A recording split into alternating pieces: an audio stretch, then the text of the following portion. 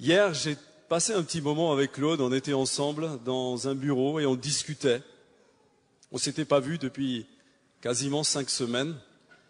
Et on faisait un bilan de ce qu'on vivait en tant que pasteur, ce qu'on vivait ici, à l'église, mais aussi à l'extérieur. Et on faisait le constat suivant. On se disait ensemble, eh bien, on ne rencontre pas beaucoup de différences entre les gens qui se disent chrétiens et qui ont fait une expérience avec Jésus-Christ et les gens du monde. Très souvent, nous sommes attristés de voir que dans le peuple de Dieu, eh bien encore, il y a des temps de violence dans les familles, violence verbale, parfois violence physique. Il y a parfois aussi des gens qui viennent nous voir et nous disent « Pasteur, j'ai un problème, ça fait tant et tant d'années que je connais le Seigneur, et puis j'ai toujours le même problème d'alcool. » Ou des gens qui viennent nous dire « Je suis lié à la pornographie. » Et pendant tout ce temps où je n'étais pas là, ce genre de choses m'a fait réfléchir et m'a percuté. Est-ce que le peuple de Dieu est vraiment différent de celui qui ne connaît pas le Seigneur? Est-ce que nous sommes des hommes, des femmes à part? Est-ce que nous donnons envie à ceux qui nous entourent? Alors rassurez-vous, je ne me suis pas nourri d'acide chlorhydrique pendant le temps où je n'étais pas là. Mais quand même, mon cœur est parfois inquiet lors de certaines visites, lors de certaines rencontres. De toute évidence, il doit y avoir une différence entre ceux qui connaissent le Seigneur, ceux qui vivent avec le Seigneur et ceux qui ne connaissent pas le Seigneur. Vous êtes d'accord avec moi? Il doit y avoir une différence. Et cette différence doit se voir. Cette différence est visible, elle est tangible. Lorsque Dieu vit dans le cœur de quelqu'un, il dégage quelque chose. Il est rempli de la paix de Dieu. Il est rempli de l'amour de Dieu. Il est rempli de cette sérénité qui nous donne une assurance que le monde n'a pas. Le Seigneur que nous aimons et que nous servons est un Dieu puissant. Et il fait la différence. Il a fait la différence avec le peuple d'Israël. Et il veut faire la différence avec nous. Sommes-nous prêts à accepter cela dans nos cœurs? Sommes-nous prêts à être des hommes et des femmes différents, différentes et différents? Je sais que c'est un challenge qui n'est pas simple, mais lorsque Christ vit dans nos cœurs vraiment, c'est de manière naturelle que les choses vont se faire. Si nous sommes sincères avec nous-mêmes, est-ce que vous croyez que Dieu est parfait? Amen. Il est parfait. J'en suis convaincu. Alors pourquoi devrions-nous continuer à vivre dans la médiocrité? Pourquoi? Pourquoi devrait-on se satisfaire d'une vie médiocre? Pourquoi des gens viennent demander des entretiens aux pasteurs pour leur dire « Frère, ça fait tant et tant d'années que je connais le Seigneur, mais je ne vis rien. Il ne se passe rien dans ma vie. » Pensez-vous que cela est normal? Qu'ils viennent voir le pasteur, c'est formidable. C'est qu'il a raison. C'est qu'il réalise que quelque chose ne tourne pas rond. Que quelque chose ne va pas. Et qu'il y a un désaccord entre ce que la parole de Dieu m'enseigne et ce que je devrais être censé vivre et ce que je vis en réalité. Pendant ce camp famille, il y avait des gens qui venaient de toutes les régions de France et aussi de tous horizons religieux. Et j'ai abordé également ce sujet avec les personnes. Nous avions beaucoup de temps devant nous, j'ai eu beaucoup d'entretiens. J'ai répondu aussi à des séries de questions-réponses. Et j'étais effaré par le nombre de chrétiens qui étaient dans un état de dispute avec des membres de leur famille, pour diverses raisons. Combien de gens se disputent pour un héritage, par exemple?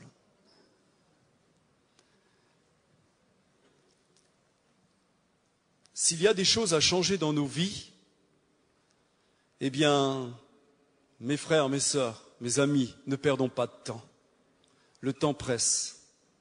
Jésus revient bientôt. Les choses se précisent à une vitesse impressionnante. Et ce soir, je voudrais ouvrir la parole de Dieu avec vous dans un livre dans un passage que nous connaissons tous. Et plusieurs d'entre vous récitez ce passage de manière régulière. Je voudrais qu'on ouvre la Bible dans le livre de Matthieu au chapitre 6 et au verset 9, et on va lire la prière que Jésus nous a enseignée. Vous savez de quelle prière je veux parler?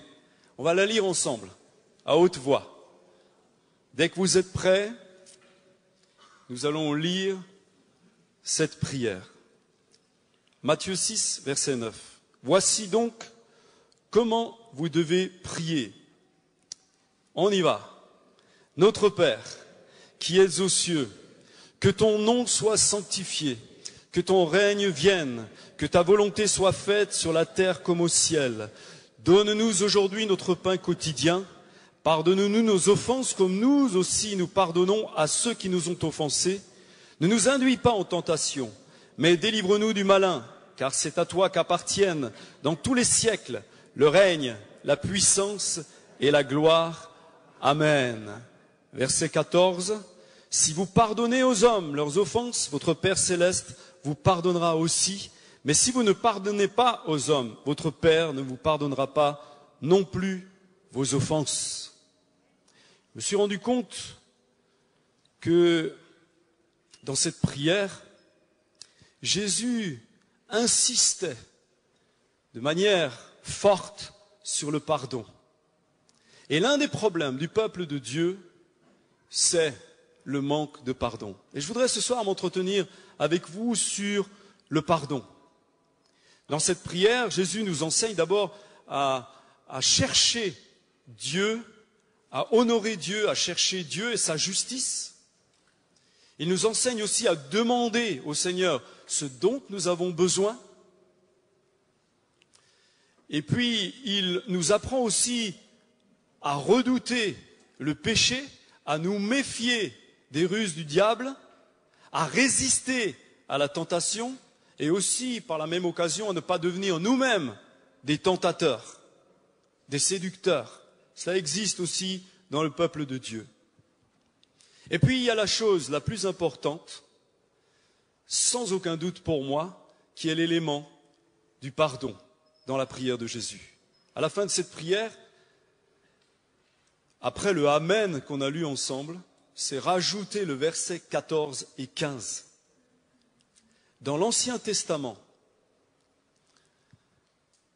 Dieu a déclaré qu'il y avait un jour très important, c'est le jour de Yom Kippour, le jour du grand pardon. Et aujourd'hui encore, pour le peuple d'Israël, c'est le jour le plus important de l'année. D'ailleurs, pour ceux qui viendront avec moi en Israël, on sera en plein pendant notre voyage dans la journée de Yom Kippour. On verra un peu l'ambiance qu'il y a en Israël. Qu'est-ce que Dieu avait décrété ce jour-là? Ce jour-là était spécial, c'était le seul jour où le souverain sacrificateur avait non pas l'autorisation, mais le devoir de rentrer dans le lieu très saint. Le seul jour. Et pendant qu'il entrait dans le lieu très saint, le peuple était réuni autour de la tente d'assignation et suppliait le Seigneur pour le pardon de ses péchés, pour le pardon de ses fautes. Le grand prêtre rentrait et il était attaché par une corde. Les autres sacrificateurs tenaient la corde et autour de lui, il avait des clochettes qui le remuaient sans arrêt. Et les clochettes signifiaient simplement qu'il était encore vivant. Il risquait de mourir en entrant en contact avec la puissance de l'Éternel. Et lorsque le grand prêtre avait fini, il ressortait. La corde servait simplement au cas où le grand prêtre ne ressortait plus, eh bien à le tirer dehors, parce qu'aucun homme ne pouvait rentrer dans le lieu très saint sans risquer à son tour de mourir. Donc si le grand prêtre ne trouvait pas la faveur de Dieu, on avait encore la corde de secours pour le sortir du lieu très saint. Le pardon est une chose essentielle dans le plan de Dieu. Il y a dans ce verset 14 que nous avons lu une promesse. Si vous pardonnez, votre Père céleste vous pardonnera aussi.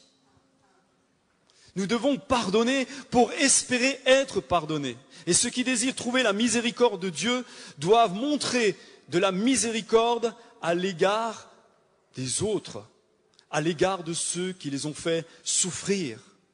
En d'autres mots, Dieu nous dit, c'est dans la mesure où toi, tu vas mesurer que moi, je vais te mesurer. Sommes-nous conscients de cela? Qu'est-ce que le pardon? Tout d'abord, au moment de la conversion, lorsque l'on donne son cœur à Jésus-Christ, nous sommes pardonnés de tous nos péchés par le Seigneur. N'est-ce pas une nouvelle extraordinaire?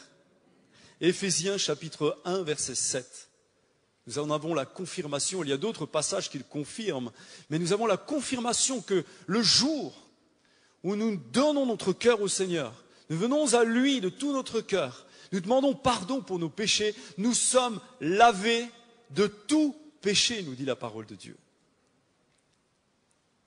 Le second aspect du pardon concerne ceux qui sont enfants de Dieu et qui ont perdu la communion et la paix à cause du péché qu'ils ont commis en cours de route dans leur nouvelle vie.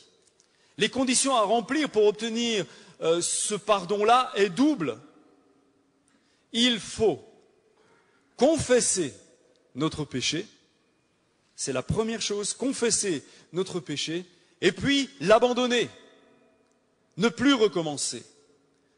Plusieurs textes bibliques nous confirment ce que je dis, 1 Jean chapitre 1, verset 9, Psaume 66, 18, etc., etc. Et puis le troisième aspect, le plus important, est de pouvoir pardonner ceux qui nous ont fait souffrir, ceux qui sont pour nous des débiteurs et qui ont péché à notre égard. Et c'est certainement l'aspect le plus difficile du pardon. Et je le conçois. Je le conçois. Pardonner correspond à notre propre libération. Si nous sommes capables de pardonner, nous allons être des hommes et des femmes libres.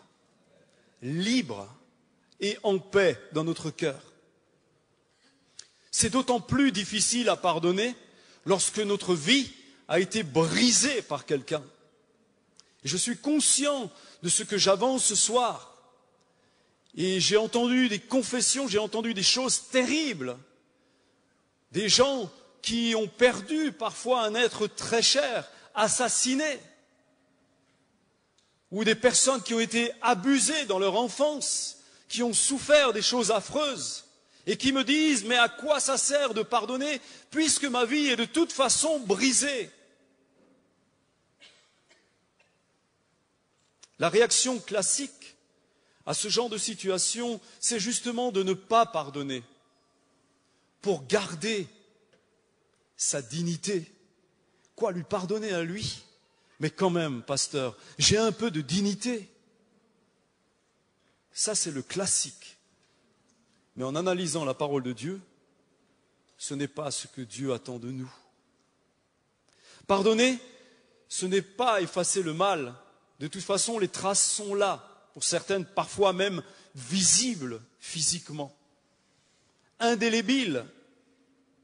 Pardonner, c'est se libérer en effaçant une dette insolvable du criminel, pour le mal qu'il nous a fait subir, pour la souffrance qu'on a eue, et ainsi retrouver le goût à la vie, parce que les personnes qui ne pardonnent pas ont un goût de vie amer. Le pardon, à mon avis, est souvent très mal compris. Et je le comprends, je comprends qu'on a du mal à saisir lorsqu'on a souffert des choses terribles. Une phrase classique que l'on entend souvent dans la bouche des personnes qui accordent le pardon, c'est « je pardonne, mais je n'oublie pas ». Vous avez souvent entendu cette phrase. Moi, je l'entends très très souvent. Une telle phrase est la preuve que notre blessure est encore une plaie ouverte et qui, à chaque instant, peut s'infecter à nouveau.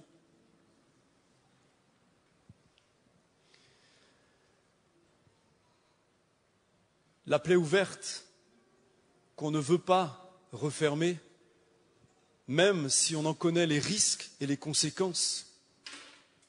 C'est l'exemple d'une femme qui rappelle à son mari son adultère, alors qu'il lui a confessé son adultère, il lui a demandé pardon. Ils ont été d'accord ensemble sur le principe du pardon, mais à la moindre occasion, cette vieille histoire revient, même 30 ans, 40 ans après. Je pardonne, mais je n'oublie pas. Et chaque fois, c'est une blessure qui s'ouvre pour celui qui a commis la faute, mais aussi pour celle qui a subi la faute. Dire « Monsieur, c'est impardonnable », j'entends cela quelquefois, c'est impardonnable. C'est tenir le doigt sur la plaie qui est ouverte.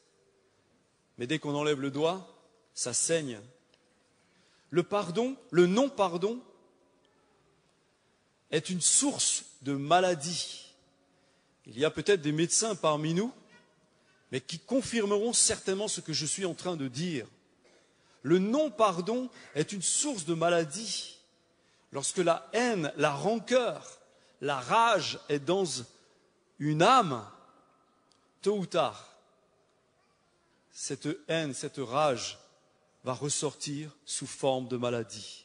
Il y en a des quantités. Ça va de la dépression au cancer, à toutes sortes de choses. Je ne suis pas médecin, mais les médecins sont d'accord pour dire qu'un certain pourcentage des cancers est lié à la haine, à des chocs, à des malheurs.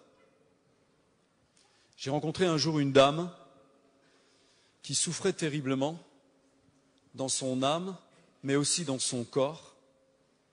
Et son problème était simple.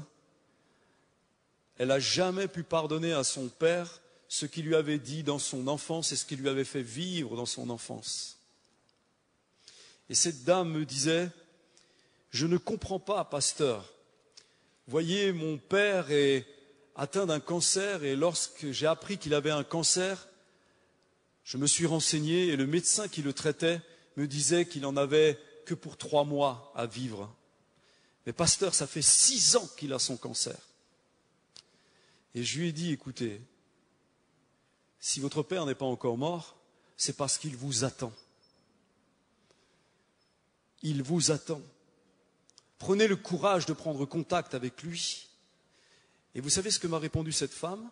Elle m'a dit, pasteur, je pense que lorsque mon père sera mort, ça ira mieux chez moi. Je lui ai dit, écoutez madame, si vous pensez que la mort de votre père va vous soulager, je suis navré de vous décevoir, mais votre situation va empirer et va devenir dramatique pour vous si vous ne rectifiez pas le tir. Je lui ai proposé mon aide, je lui ai proposé d'aller voir son père, de prendre les devants, de préparer les choses. Elle a refusé. J'ai appris quelques mois plus tard le décès de son papa.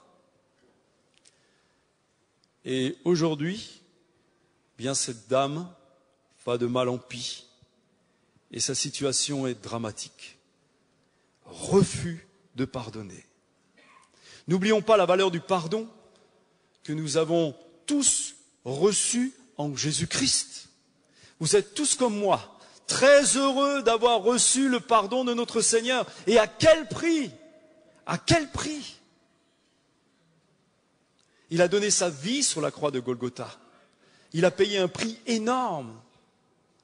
Le pardon, pour moi, je l'ai dit tout à l'heure, est une véritable puissance qui va libérer nos cœurs. Et j'ai moi-même fait cette expérience.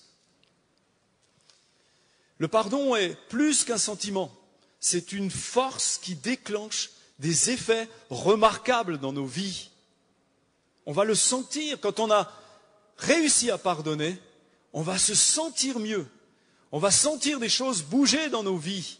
On va avoir, vraiment, on va recevoir les fruits de notre vrai pardon, qui vont se traduire automatiquement sur notre vie quotidienne, dans nos faits, dans nos gestes, dans nos attitudes. Et ceux qui vont être autour de nous ne vont pas nous reconnaître en règle générale.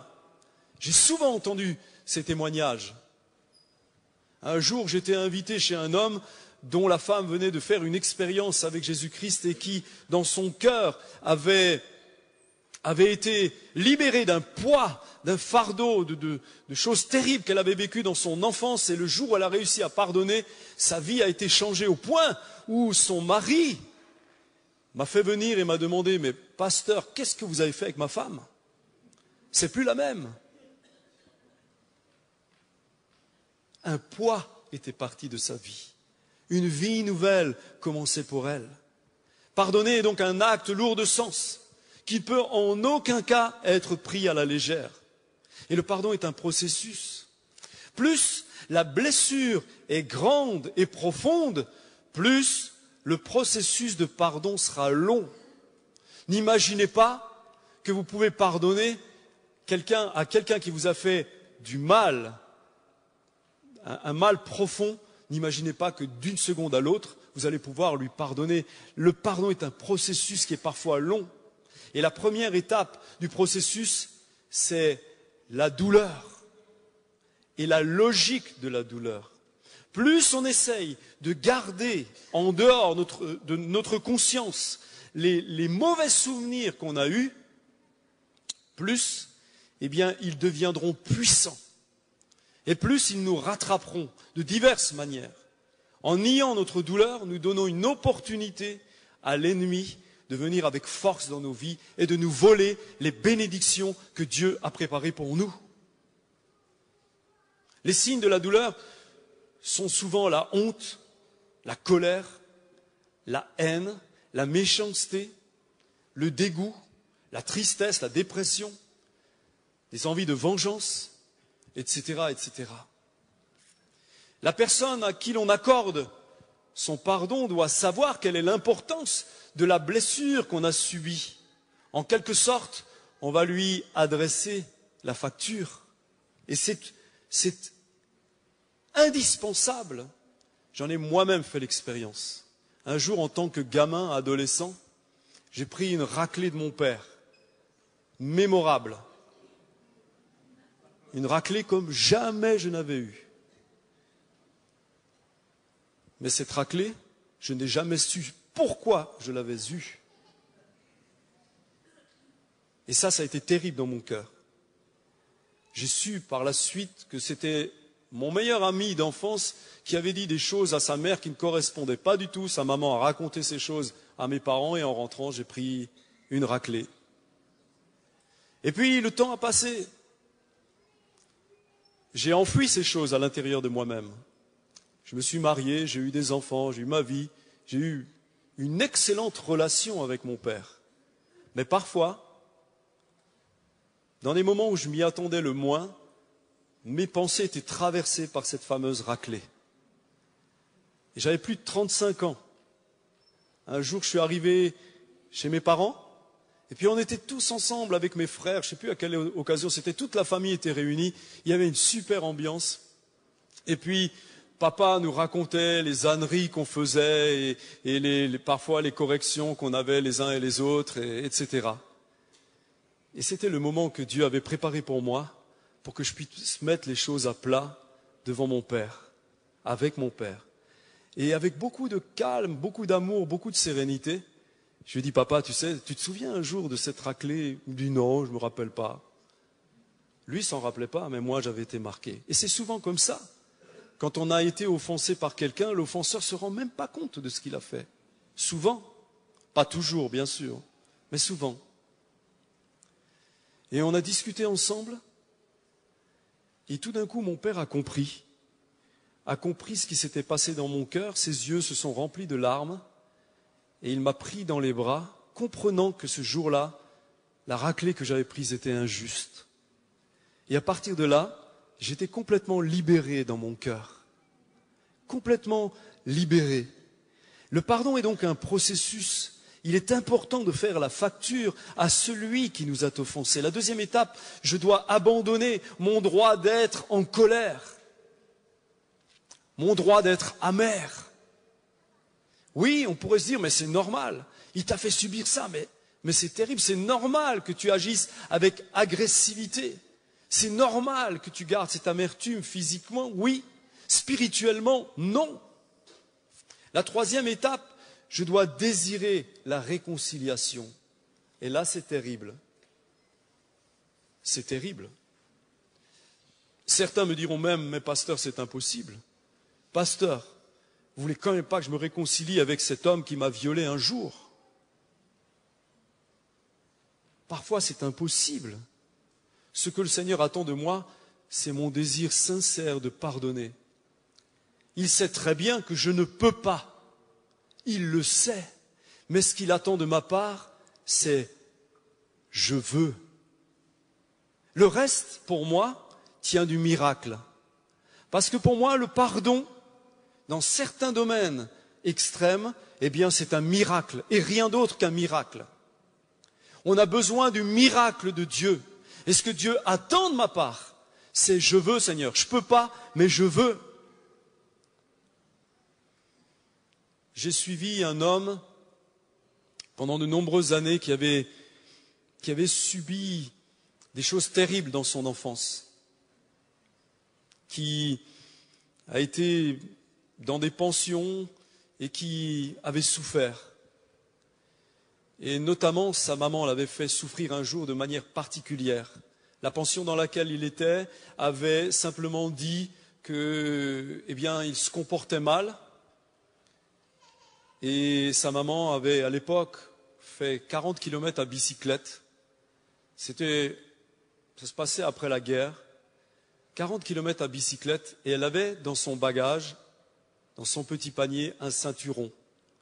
Et lorsque elle est arrivée à destination, elle a appelé son fils et au milieu de tout le monde, elle l'a frappé, elle a remis son ceinturon dans sa bicyclette, elle est rentrée chez elle. 40 kilomètres dans l'autre sens. Ça a été affreux pour cet enfant. Et cet enfant a grandi avec ça. Et plus tard, ça a été des conflits terribles entre lui et sa maman. Et puis, les conflits se sont arrêtés pour la simple raison qu'ils ne se voyaient plus. Et cela a duré des années, des années, des années. Et cet homme, un jour, a donné son cœur au Seigneur. Il a donné son cœur à Jésus. Et puis, connaissant son histoire, je suis allé le voir et je lui ai parlé du pardon. Il savait très bien de quoi je voulais parler et il s'est mis à pleurer. Il a pleuré et il m'a dit « Je ne peux pas, pasteur, je ne peux pas. Je ne pourrai jamais, jamais. » Et je lui ai dit « Tu sais, moi je comprends et je crois. Je sais, je comprends que tu ne peux pas. Mais je crois que Dieu est le Dieu du miracle et que lui peut faire un miracle. Tout ce qu'il attend de ta part, c'est « je veux ». Et il a continué à pleurer, on a prié ensemble et on s'est quittés. Quelque temps plus tard, des événements sont arrivés au cours de sa vie et un jour il vient vers moi en pleurant et me dit « je veux pardonner, je veux ». Je lui dis « ok, on va prier maintenant et on va attendre que Dieu fasse le miracle ». Et on a encore attendu des mois et Dieu a créé les circonstances qui ont permis qu'il rencontre sa maman et qu'il se demande pardon après des années et des années où ils ne se sont pas vus ni même adressé la parole. Mais Dieu a fait le miracle. Pourquoi il avait fait le miracle? Parce qu'il avait dit, je veux. Je ne peux pas, mais je veux. Et c'est tout ce que Dieu attend de notre part. C'est tout ce que Dieu attend de notre part. La quatrième étape, c'est de recréer une relation avec mon offenseur. Et alors là, certains vont me dire, mais pasteur, vous allez trop loin. Vous allez trop loin, pasteur. Recréer une relation avec mon offenseur, mais c'est pas possible. C'est déjà pas mal si je lui pardonne. Oui, mais jusqu'où va le pardon? J'étais chez un homme, il y a quelque temps de cela, qui m'a fait venir. Un homme qui connaît le Seigneur, qui aime le Seigneur et qui sert le Seigneur avec tous les moyens que Dieu lui a donnés. Et il était très en colère le jour où il m'a fait venir. Il m'a dit, ça suffit, j'en ai marre, je ne comprends plus rien, je fais plein de choses. Il m'a énuméré tout ce qu'il faisait pour le Seigneur. Et il me dit, résultat, zéro, je ne vois aucune bénédiction, je ne suis pas béni dans ma vie. Et j'étais très embêté, j'étais là et pendant une demi-heure, j'entendais des reproches et c'était un appel au secours et il avait en face de lui un type impuissant qui ne pouvait pas l'aider. Et dès que j'ouvrais la bouche, c'était tout de suite une attitude de réserve en disant, mais est-ce que par hasard tu cherches un péché dans ma vie? Je dis, non, non, mais moi je ne comprends pas. Et Dieu, dans sa parole, est simple. Et Dieu répond toujours. Et si tu me dis que ta vie est clean et claire, moi je ne sais plus, je ne sais pas quoi te dire. Je peux juste prier avec toi. C'est tout. Et sur cet entrefait, sa femme, qui n'avait rien dit pendant tout ce temps, dit simplement, mais tu sais quand même avec maman. Alors je le regarde, je lui dis, tu as un problème avec ta belle-mère? Les belles-mères, vous savez, c'est un cadeau que Dieu nous donne pour tester nos nerfs, notre patience, notre foi, notre persévérance et notre amour. Il me dit, non, j'ai pas de problème avec ma belle-mère, j'ai eu des problèmes, mais je lui ai pardonné. Je dis, ok, tu lui as pardonné? Tu lui as vraiment pardonné? Pas de problème, on s'est parlé, je lui ai pardonné, on a mis les choses au point, je lui ai pardonné. Et là, Dieu m'a inspiré. Le Saint-Esprit m'a inspiré à ce moment-là. Je lui dis donc, tu te réjouis d'avoir au ciel comme voisine ta belle-mère. Et là, il a poussé un cri. Jamais! Vous riez, mais c'était pas marrant. C'était pas marrant. Et j'étais dur avec lui. Avec du recul, je lui dis, écoute, je vais te dire quelque chose de grave. Mais à mon sens, si tu n'acceptes pas que ta belle-mère soit ta voisine au ciel, tu risques, toi, de ne pas rentrer au ciel. Et ça l'a choqué. Ça l'a choqué, il s'est mis à pleurer. On a prié ensemble. Je ne sais pas aujourd'hui où il en est avec sa belle-mère. Mais ce qui était clair, c'est que Dieu est venu à mon secours à ce moment-là, et à son secours aussi, j'en suis persuadé. Prenons très au sérieux la parole du Seigneur, la prière de Jésus. C'est la seule prière qu'il nous a laissée, la seule.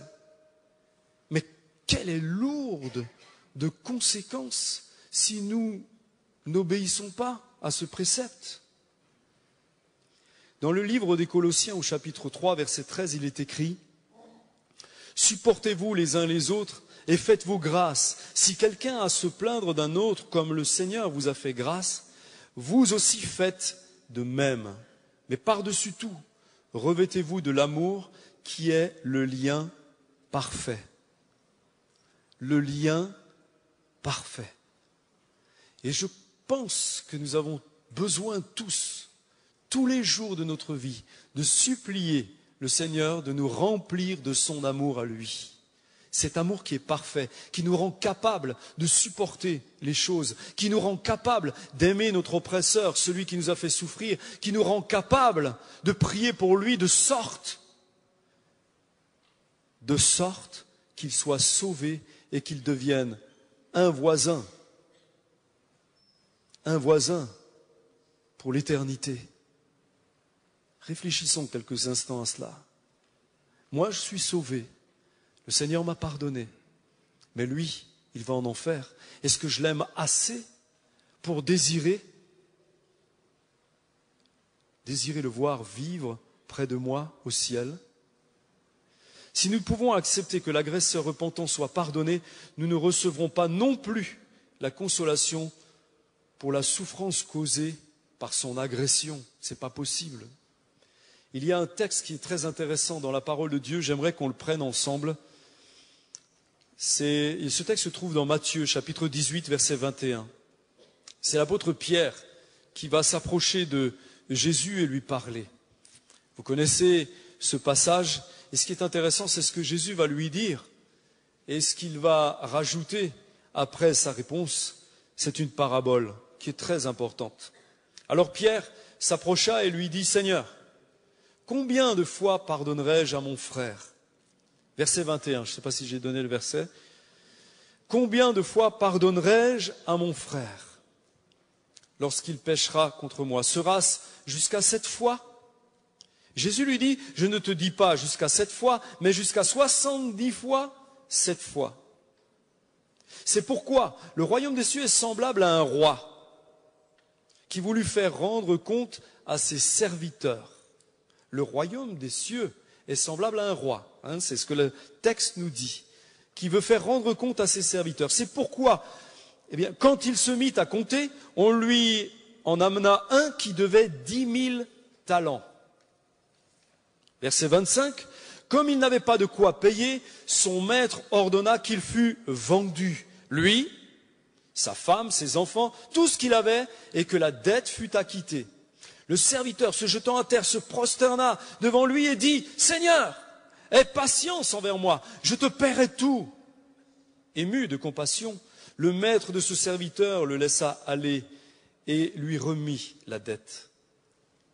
Après qu'il fut sorti, ce serviteur rencontra un de ses compagnons qui lui devait 100 deniers. Il le saisit et l'étranglait en disant « Paye ce que tu me dois !» Son compagnon, se jetant à terre, le suppliait disant « Aie patience envers moi, je te paierai !» Mais l'autre ne voulut pas et il alla le jeter en prison jusqu'à ce qu'il eût payé ce qu'il devait. Ses compagnons, ayant vu ce qui était arrivé, furent profondément attristés et ils allèrent raconter à leur maître tout ce qui s'était passé. Alors le maître fit appeler le serviteur et lui dit « Méchant serviteur, je t'avais remis en entier ta dette parce que tu m'en avais supplié. Ne devais-tu pas aussi avoir pitié de ton compagnon, comme j'ai eu pitié de toi ?»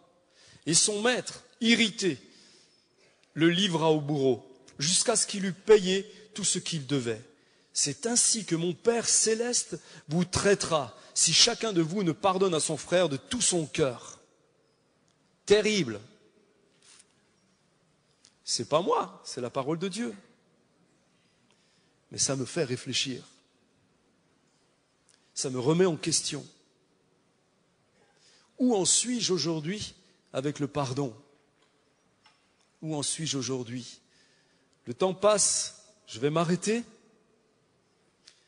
Mais la question que je me pose aujourd'hui, c'est qui est-ce qui m'a fait du tort dans ma vie? Et comment est-ce que j'ai fait pour lui pardonner? Est-ce qu'aujourd'hui, du fond de mon cœur, je désire le voir régner avec moi au ciel? Est-ce que c'est une éventualité que je peux voir au fond de mon cœur? Est-ce que je peux me réjouir de son salut?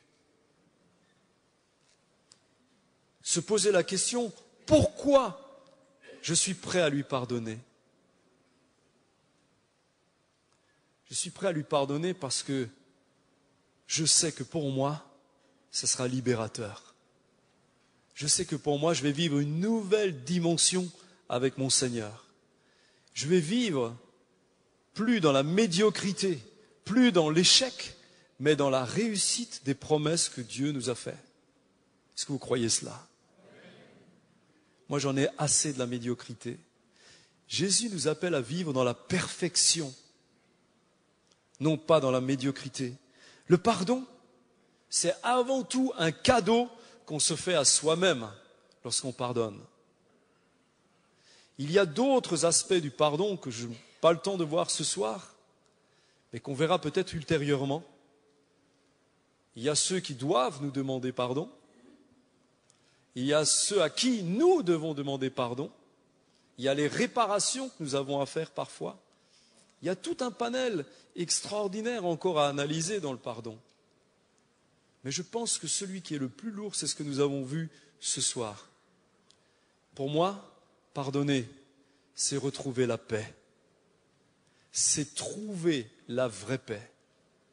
Cette paix inébranlable, cette paix qui fait qu'on peut dire de vous tout ce qu'on veut, on peut vous faire tout ce qu'on veut, vous êtes conscient que Jésus est à côté de vous, vous le sentez, et il est là, celui qui veille sur vous, celui qui nous promet de subvenir à tous nos besoins, quelles que soient nos circonstances. Il n'a pas dit qu'on n'aurait pas de problème. Est-ce que vous avez lu dans votre Bible que vous n'aurez jamais de problème?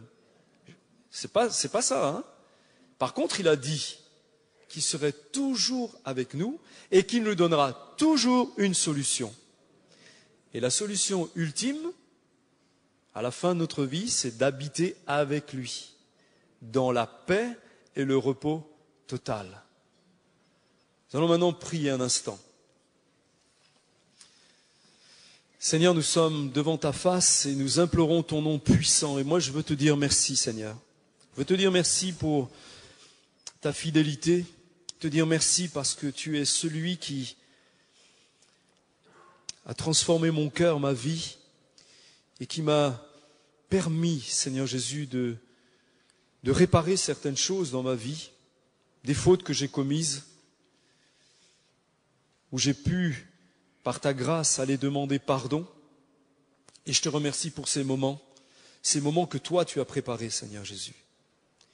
Mais aussi, Seigneur, je veux particulièrement te bénir pour les moments où tu m'as rendu capable, moi-même, Seigneur, de pardonner ceux qui m'ont offensé, ceux qui m'ont fait du mal, Seigneur Jésus. Et je veux te louer particulièrement, Seigneur, parce que tu as fait de moi un homme libre. Mais tu vois aujourd'hui le fardeau qui est sur mon cœur, sur nos cœurs de pasteurs en général, Seigneur. C'est de voir le peuple de Dieu qui ne vit pas dans la dimension que tu as prédestinée pour nous, Seigneur. Tu as fait de nous un peuple différent. Et Seigneur, tu as des choses à nous dire. Nous avons des choses à rectifier dans nos comportements, dans nos vies. Tu veux nous sanctifier, Seigneur. Tu reviens bientôt. Tu reviens bientôt nous chercher. Et tu veux sanctifier la vie de chacun de nous. Tu veux nous purifier, Seigneur.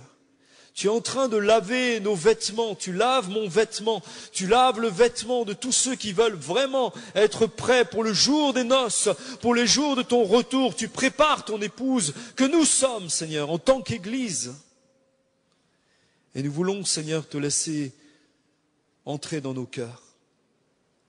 Peut-être, ce soir, il y a des personnes qui se sont reconnues dans les différents sujets que j'ai abordés, dans les différentes souffrances, peut-être qui ont été abordées au cours de cette soirée. Et tu vois les blessures, Seigneur Jésus. Tu vois les plaies ouvertes. Ma prière ce soir, Seigneur, c'est de te demander vraiment que les uns et les autres puissent te dire ce soir, Seigneur, je veux, je peux pas, je ne peux pas, mais je veux, Seigneur, je veux. Et je sais que lorsque l'on dit je veux, alors toi tu vas préparer, même si ça dure un certain temps, tu vas préparer les circonstances, tu vas préparer les conditions idéales, tu vas préparer le temps, le lieu, le moment précis où le miracle va pouvoir avoir lieu, Seigneur. Et je te bénis pour cela, et je crois à cela pour l'avoir vécu plusieurs fois. Seigneur, je t'en supplie, touche les cœurs.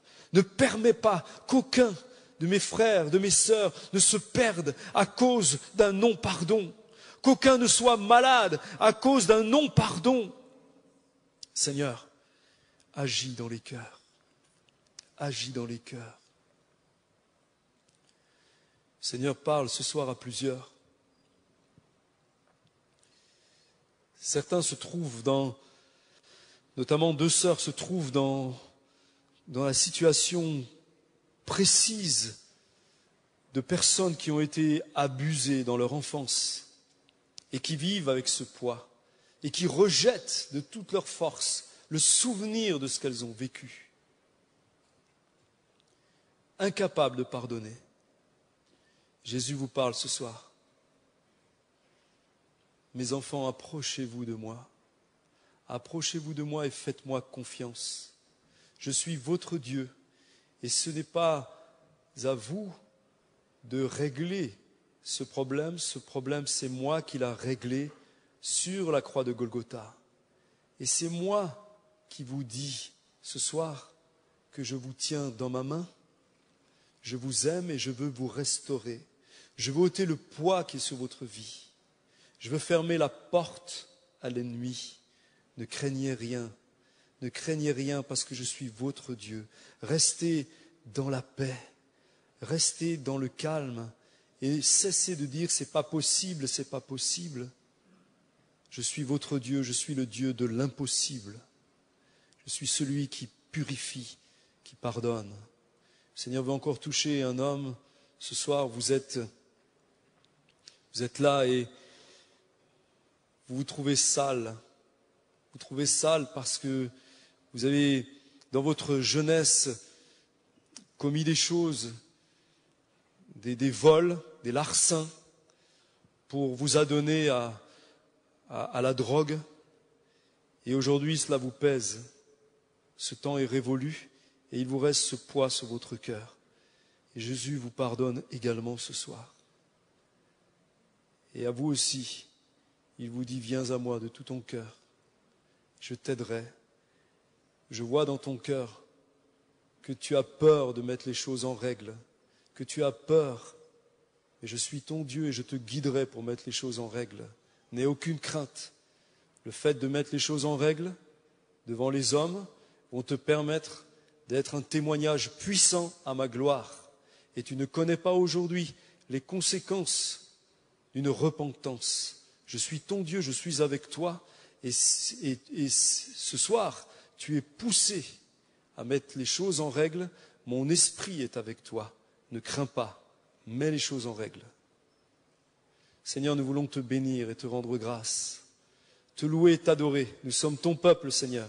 Et nous voulons ensemble, Seigneur, nous réjouir, parce que tu es celui qui va faire de ta maison une maison pleine de vie, pleine de joie, une maison pleine de louanges. Et nous voulons ensemble, Seigneur, saisir les victoires et proclamer le nom puissant de Jésus-Christ. Que toute la gloire te revienne, Seigneur notre Dieu. Merci, Seigneur Jésus. Amen. Amen.